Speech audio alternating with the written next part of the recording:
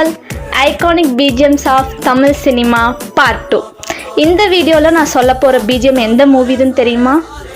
Okay wait. இது வரைக்கும் நம்ம மாமியார் மருமக சண்டை வச்சு படம் பார்த்துருக்கோம். மருமகன் மாமியார் வச்சு பார்த்துருக்கோமா?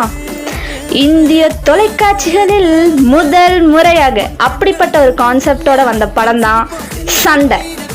நம்ம சுந்தர் சி எடுத்த படங்க. அதில் வர பிஜிஎம் எனக்கு ரொம்ப பிடிக்கும். இதோ உங்களுக்காக.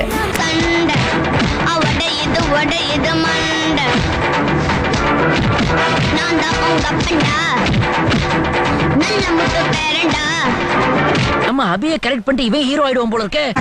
கலக்கறான் கதிரேசன் கலக்கறான்.